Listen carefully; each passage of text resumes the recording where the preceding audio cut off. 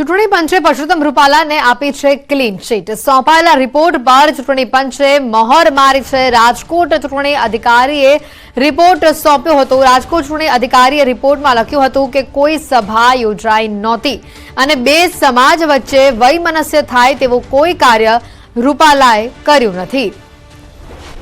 Report સોંપવામાં આવ્યો હતો ચૂંટણી કમિશનને અને તે બાદ આજે વાત સામે આવી છે। વધુ વિગત મેળવીશું। ગીતા મહેતા અમારી સાથે ફોન લાઈન ઉપર સંવાદદાતા જોડાઈ ચૂક્યા છે। ગીતા, જે રીતે આ વાત સામે આવી છે, ચૂંટણી અધિકારીએ રિપોર્ટમાં લખ્યું છે કોઈ સભા અહીંયા યોજાઈ નથી અને વૈમનસ્ય થાય એવું કોઈ રૂપાલાનું નિવેદન નથી। વધુ અપડેટ શું? હા, એટલે રાજકોટના જે ચૂંટણી અધિકારી છે તેમણે ચૂંટણી પંચને રૂપાલાના નિવેદન મુદ્દે જે બબાલ થઈ છે તેને લઈને એક રિપોર્ટ સોંપ્યો હતો। તેમણે જણાવ્યું હતું કે આ જે નિવેદન છે તે તેમણે કોઈ જાહેર સભામાં સભા યોજીને આપ્યું હોય અને વૈમનસ્યના ઈરાદા સાથે આપ્યું હોય તેવું તેમને જણાવ્યું નથી અને આ જ રિપોર્ટ પર ચૂંટણી પંચે એગ્રી કર્યું છે, એટલે કે એનો સ્વીકાર કર્યો છે અને રૂપાલાને ક્લીન ચીટ આપી છે। જી બિલકુલ। હવે ક્લીન ચીટ આપ્યા બાદ પણ ઠેક ઠેકાણે વિરોધ હજી પણ ચાલુ છે રૂપાલાના વિરોધમાં। આવનારી પરિસ્થિતિ શું હશે, જે રીતે બેઠકોને લઈને આજે આયોજન કરવામાં આવ્યું છે?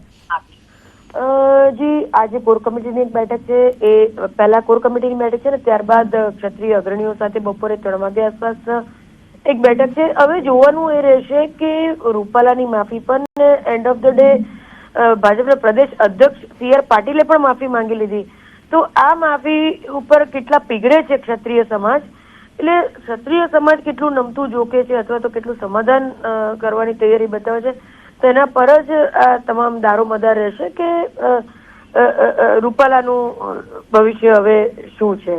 જી બિલકુલ ગીતા, આભાર માહિતી બદલ। તો રાજકોટ ચૂંટણી અધિકારીએ રિપોર્ટ સોંપ્યો હતો અને આ રિપોર્ટમાં જે વાત કરવામાં આવી છે કે વૈમનસ્ય ફેલાય તેવી કોઈ વાત હતી નહીં। રાજકોટ ચૂંટણી અધિકારીએ રિપોર્ટ સોંપ્યો હતો અને અહીંયા ક્લીન ચીટ મળી હોય તે પ્રકારના આ સમાચાર આવી રહ્યા છે સામે। ચૂંટણી પંચે પરસોત્તમ રૂપાલાને ક્લીન ચીટ આપી દીધી છે। આ મોટા સમાચાર સામે આવી રહ્યા છે। સોંપાયેલા રિપોર્ટ પર ચૂંટણી પંચે પોતાની મહોર મારી છે। પરસોત્તમ રૂપાલાને ક્લીન ચીટ મળી ગઈ છે। સોંપાયેલા રિપોર્ટ પર ચૂંટણી પંચે મહોર મારી છે। હવે જોવાનું એ રહેશે કે આવનારા દિવસોમાં ક્ષત્રિય સમાજ દ્વારા આને લઈને શું નિવેદનો આપવામાં આવે છે, કારણ કે જે પ્રકારે ગઈકાલે CR પાટીલ દ્વારા પણ જે વાત કરવામાં આવી, માફી માંગવામાં આવી અને તે બાદ ક્ષત્રિય સમાજમાં છતાં પણ આક્રોશ હતો, તેઓ 1 થી 2 થવા તૈયાર ન હતા। તેઓ રૂપાલાની ટિકિટ રદ થાય તેવી માંગ સતત કરી રહ્યા છે। આજે પણ ઘણી બેઠકો મળવાની છે। 11:30 વાગે અને બપોરે 3 વાગે બે અલગ અલગ બેઠકો ક્ષત્રિય સમાજની આજે મળવાની છે। આગેવાનો સાથે આ બેઠક મળવાની છે અને એ પહેલા જ્યારે આ મોટા સમાચાર આવ્યા છે, પરસોત્તમ રૂપાલાને ક્લીન ચીટ મળી છે। હવે આ મુદ્દે ક્ષત્રિય સમાજ શું નિર્ણય લે છે, ક્ષત્રિય સમાજ આ મુદ્દે શું પ્રતિક્રિયા આપે છે તે જોવાનું રહેશે। પરંતુ અહીંયા ચૂંટણી પંચ દ્વારા ચૂંટણી અધિકારીએ જે રિપોર્ટ સોંપ્યો છે તેમાં પરસોત્તમ રૂપાલાને ક્લીન ચીટ મળી છે। જે વિરોધ જોવા મળી રહ્યા છે, છેલ્લા ઘણા સમયથી વિવિધ જગ્યાઓ પર રેલી યોજવામાં આવી રહી છે, આવેદનપત્રો આપવામાં આવી રહ્યા છે અને એની વચ્ચે આજે ચૂંટણી અધિકારીનું જે આ સામે આવ્યો છે રિપોર્ટ, ચૂંટણી અધિકારીને જે રિપોર્ટ સોંપવામાં આવ્યો હતો તેમાં રૂપાલાને ક્લીન ચીટ મળી ગઈ છે। રાજકોટ ચૂંટણી અધિકારીએ રિપોર્ટમાં લખ્યું છે કે કોઈ સભા યોજાઈ નથી અને બે સમાજ વચ્ચે વૈમનસ્ય થાય એવું કોઈ રૂપાલાએ કાર્ય કર્યું નથી। આજે નિવેદન સામે આવ્યું છે, આજે રિપોર્ટમાં ઉલ્લેખ કરાયો છે આ વાતનો, તેના પરથી સ્પષ્ટ થાય છે રૂપાલાને ક્લીન ચીટ મળી છે। આગળ જોઈએ તો ભાજપમાં રૂપાલા વિવાદ અને કોંગ્રેસ ગેલમાં આ પ્રકારની સ્થિતિ જોવા મળી રહી છે, કારણ કે આ વિવાદમાં કોંગ્રેસ નેતાએ પણ છલાંગ લગાવી દીધી છે। રાધનપુર કોંગ્રેસ પૂર્વ MLA રઘુ દેસાઈનું નિવેદન સામે આવ્યું છે। ક્ષત્રિય સમાજના વિરોધમાં માલધારી સમાજનો ટેકો સામે આવ્યો છે। માલધારી આંદોલનમાં ક્ષત્રિય સમાજે ટેકો આપ્યો હતો, આ વિરોધમાં પણ માલધારી સમાજ ક્ષત્રિય સમાજને ટેકો આપશે। રઘુભાઈ દેસાઈ રાધનપુર કોંગ્રેસના પૂર્વ ધારાસભ્ય છે અને માલધારી મહાપંચાયતના પ્રમુખ પણ છે।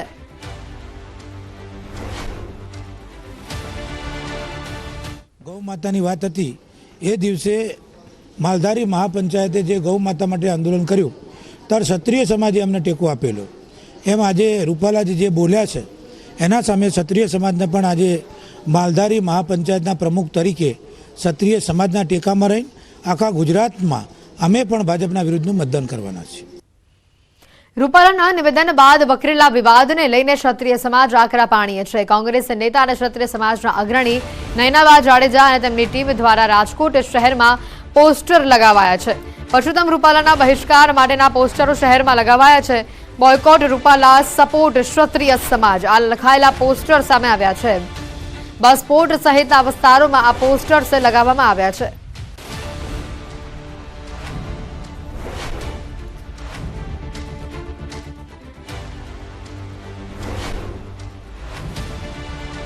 વધુ વિગત મેળવીશું ફોનલાઈન ઉપર સંવાદદાતા અંકિત અહીંયા જોડાઈ ચૂક્યા છે. અંકિત, જે રીતે આ પોસ્ટરો લાગે છે જાહેર જગ્યા ઉપર, બસ સ્ટોપ ઉપર ખાસ કરીને આ પોસ્ટર જોવા મળી રહ્યા છે, લોકોનું શું કહેવું છે? ક્ષત્રિય સમાજનું આ મુદ્દે વધુ શું કહેવું છે? ચોક્કસ હેતવી, ખાસ કરીને વાત કરવામાં આવે તો ગણતરીની જ મિનિટોમાં જે અમદાવાદના ગોતા ખાતે જે ગુજરાત ક્ષત્રિય સંકલન સમિતિની જે બેઠક છે તે મળવાની છે ને આ પૂર્વે જ રાજકોટની અંદર ગઈકાલે મોડી રાત્રે કોંગ્રેસના મહિલા અગ્રણી અને સાથોસાથ ક્ષત્રિય સમાજના અગ્રણી નયનાબા જાડેજા અને તેમની ટીમ દ્વારા રાજકોટ શહેરના અમીનમાર્ગ રોડ ઉપર બોયકોટ પરસોત્તમ રૂપાલા કરીને પોસ્ટર છે તે લગાડવામાં આવ્યા છે. તો સાથોસાથ પોસ્ટરમાં લખવામાં આવ્યું છે કે સપોર્ટ ક્ષત્રિય સમાજ, આ પ્રકારના પોસ્ટર છે તે લગાવવામાં આવતા રાજકોટનું રાજકારણ છે તે હાલ ગરમાઈ ચૂક્યું છે. બીજી તરફ ખાસ કરીને હાલ અત્યારે ભારતીય જનતા પાર્ટીના કાર્યકર્તાઓ દ્વારા તે પોસ્ટર છે તે હવે હટાવવામાં આવી રહ્યા હોય તે પ્રકારના દ્રશ્યો પણ છે. સાથોસાથ વિગત છે તે હાલ અત્યારે સામે આવી છે. જી બિલકુલ અંકિત, આભાર માહિતી બદલ. તો જે રીતે આ પોસ્ટર્સ અહીંયા લાગ્યા છે, ક્ષત્રિય સમાજ દ્વારા આ પોસ્ટર લગાવવામાં આવ્યા છે. બોયકોટ રૂપાલા અને સપોર્ટ ક્ષત્રિય સમાજ એવા પોસ્ટર બસપોર્ટ ઉપર લગાવવામાં આવ્યા છે.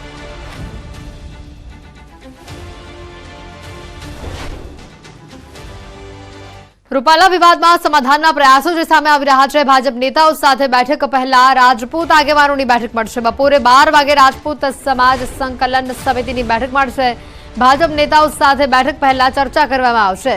ક્ષત્રિય સમાજના તમામ સંગઠનોને ભેગા કરવાનો દાવો છે.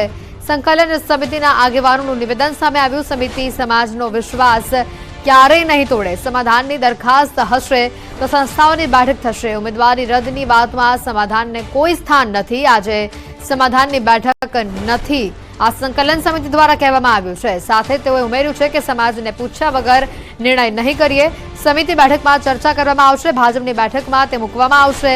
ગુજરાતમાં રાજપૂત સમાજના વિવિધ સંગઠનોની એક જ સંકલન સમિતિ બની છે, જેમાં મહાકાલ સેના, કરણી સેનાનો પણ સમાવેશ થાય છે એવો દાવો પણ સમિતિના સભ્યોએ કર્યો છે.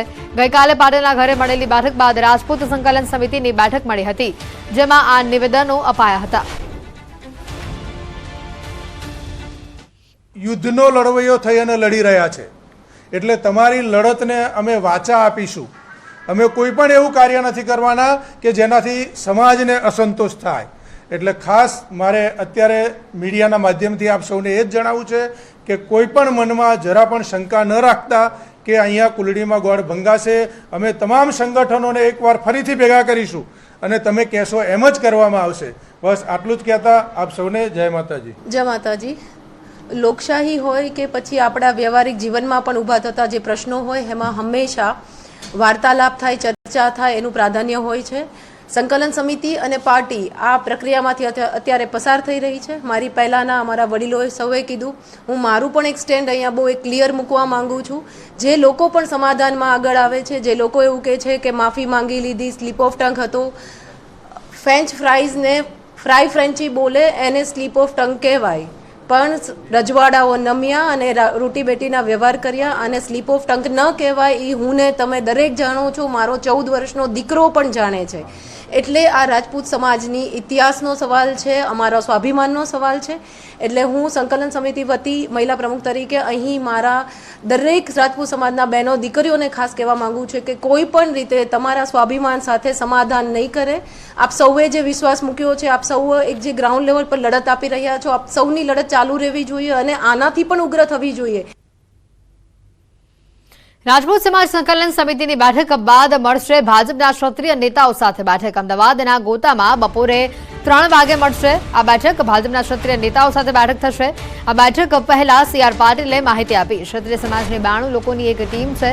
બેઠકમાં આગેવાનોની રજૂઆત સાંભળવામાં આવશે. ધીમે ધીમે વાતાવરણ સરળ બનાવવા માટે પ્રયત્ન કરાશે.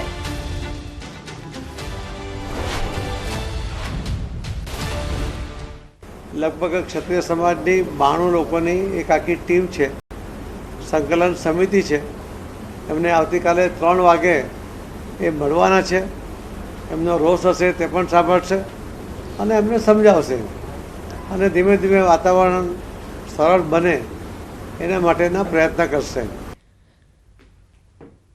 તો ભાજપ દ્વારા જે ડેમેજ કંટ્રોલ કરવામાં આવી રહ્યું છે, સમાધાનની રણનીતિ CR પાટીલ દ્વારા જે ઘડવામાં આવી છે, તો ગોતામાં 3 વાગે બેઠક મળશે. તો આ તરફ બપોરે 12 વાગે ગણતરીના જ મિનિટોની અંદર રાજપૂત સંકલન સમિતિની બેઠક મળશે અને સાથે જ હવે સવાલ ઉભો થઈ રહ્યો છે કે આ મામલે સમાધાન થશે કે કેમ. રૂપાલા અંગે નિર્ણય પર સૌ કોઈની નજર છે.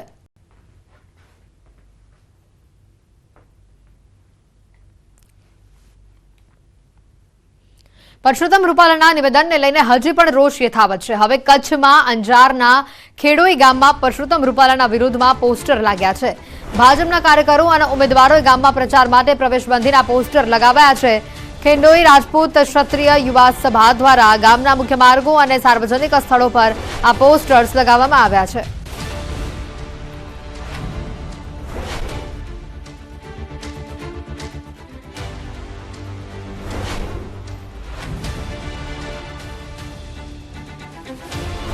હવે આણંદમાં પણ પરસોત્તમ રૂપાલા સામે રોષ જોવા મળી રહ્યો છે. આણંદના ઉમરેઠમાં પરસોત્તમ રૂપાલાના વિરોધમાં પોસ્ટર લગાવાયા છે. રૂપાલાની ટિકિટ રદ ન કરાય તો સમગ્ર ગુજરાતમાં ઉગ્ર વિરોધની ચીમકી પણ ઉચ્ચારવામાં આવી છે.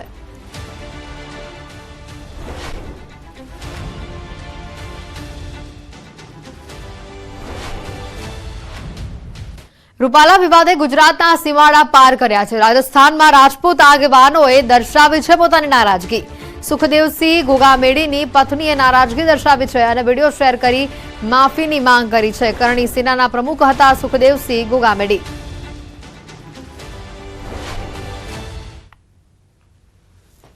क्षत्रिय अगर शांत है ना, क्षत्रिय अगर शांत है ना तो वो सिर्फ अपने वजूद के लिए, कि कोई हमें ये ना कहे कि क्षत्रियों ने हमें ऐसा कह दिया, हमें वैसा कह दिया. और अभी देख लेना, या तो सार्वजनिक रूप से आके माफी मांगे, हम छत्राणियों के बारे में गलत बोला है ना, या तो सार्वजनिक रूप में आके हमसे माफी मांगे. અને હવે વાત કરીશું મહાસંગ્રામની.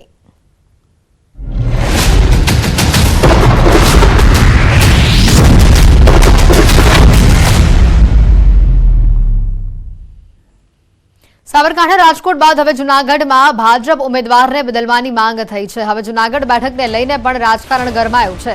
સ્વર્ગસ્થ ડોક્ટર અચુલ ચગના પુત્રએ પોતાના પિતાના નામનો રાજકીય કાર્ય માટે ઉપયોગ ન કરવાનું પ્રેસ કોન્ફરન્સ યોજી જણાવ્યું છે.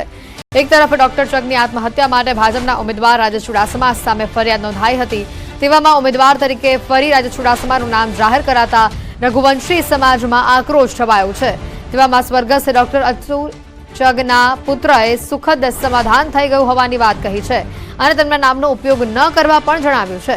આ સમાધાન નાણાકીય સમાધાન હોવાનું રઘુવંશી સમાજના અગ્રણીઓએ આક્ષેપ કર્યો છે.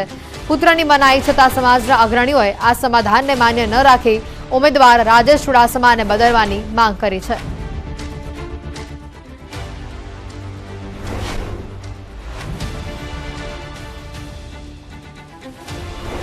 આ 1 વર્ષની લડાઈ બાદ આ પ્રકરણનો સુખદ અંત આવેલ છે. આ ચૂંટણીના સમયમાં મારા સ્વર્ગસ્થ પિતાશ્રીના નામનો ઉપયોગ કરીને મીટિંગો કે સંમેલનનો મારી પરવાનગી વગર ન કરવા, ન બોલાવવા મારી નમ્ર અપીલ અને વિનંતી છે. આ તકે મને સાથ આપનાર સૌનો આભાર માનું છું અને આ દુઃખદ ઘટનાને ભૂલાવવા હું આપ સૌને વિનંતી કરું છું. સરકાર પાસે સમય છે. જો આ ઉમેદવાર બદલે તો અમારા દિલમાં પણ કમળ જ છે. અમે રાષ્ટ્રને આ દાગવાળું કમળ અર્પણ કરવા માંગતા નથી. આ કથાકથિત સમાધાનની વાતો થઈ રહી છે. એક વિડીયો વાયરલ થયો, પરંતુ એમને નીચું ગાલીને એક લેટર લખી અને બળજબરી પૂર્વક આ મીટિંગ અમારી સક્સેસ ન જાય, રઘુવંશીઓનો અવાજ બુલંદ ન થાય, એના માટે એમને આ 6 વાગે પ્રેસ કોન્ફરન્સ બોલાવેલી. હાલ આ સમાધાન છે એ સમાજ કેમ સાખી લે, કારણ કે એ છે નાણાકીય સ્વરૂપમાં સમાધાન થયું હોય ત્યારે સમાજને એ મંજૂર નથી. ખરેખર એને સમાજ લેવલે સાથે રહેવું જોઈએ તો પણ નથી. એ સમાજે જોવાનું છે, સમાજે વિચારવાનું છે. પણ આ મંચ ઉપરથી રઘુવીર સેનાના નવા ઉમેદવાર યુવાનો અને જુનાગઢ યુવા સંગઠનના આગેવાનો ખાસ કરીને આહવાન કરે છે કે ભાઈ આ અમે જરાય સાખી નહીં લઈએ. અમારી સાથે 18 વર્ણના સમાજો અમને સાથ આપશે અને આગળની રણનીતિ અમે હવે નક્કી કરીશું. બનાસકાંઠાના લાખણીમાં સ્થાનિકો ચૂંટણી બહિષ્કારની ચીમકી ઉચ્ચારી છે. લાખણી તાલુકાના ધરણવા ગામમાં પાયાની સુવિધા ન મળતા રહીશોમાં ભારે રોષ જોવા મળી રહ્યો છે. ગામમાં રોડ, રસ્તા, પાણી તથા પાયાની સુવિધાઓથી હજી પણ લોકો વંચિત રહેતા ગામજનોએ હાથમાં બેનર લઈ વિરોધ પ્રદર્શન કર્યા છે. ગામમાં શિવ મંદિરે મોટી સંખ્યામાં લોકો એકઠા થઈ ચૂંટણી બહિષ્કારનું એલાન કર્યું છે.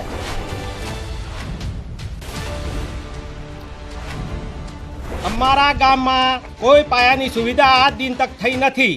રોડ, રસ્તા કોઈ બી નહીં. પાણી, અમારા ગામના છોકરા આજ નિશાળમાં તરસે મરે છે. એટલે અમારું ગામ સર્વસંમતિથી આજ ભેળું થઈ અને મતદાનનો બહિષ્કાર કરે છે. અને આજ પછી અમે અમારા સુવિધા થયા વગર કોઈ દિવસ મતદાન કરવાના નથી. ગુજરાતને ઇકોનોમિક પાવર હાઉસ ગણાવ્યું છે. જયશંકર ગુજરાતની મુલાકાત પર છે ત્યારે અમદાવાદની તેમણે ગુજરાતના વિકાસ ઉપર નિવેદન આપ્યું. વિદેશ મંત્રીએ કહ્યું કે વિકસિત ભારતની વાત કરીએ તો ગુજરાત પહેલા આવે. તેઓ 2 દિવસથી ગુજરાતના પ્રવાસ કરી રહ્યા છે. અહીંયા ઘણું પરિવર્તન જોવા મળી રહ્યું છે તેવું તેમણે જણાવ્યું. દેશમાં ગુજરાત ઇકોનોમિક પાવર હાઉસ માનવામાં આવે છે.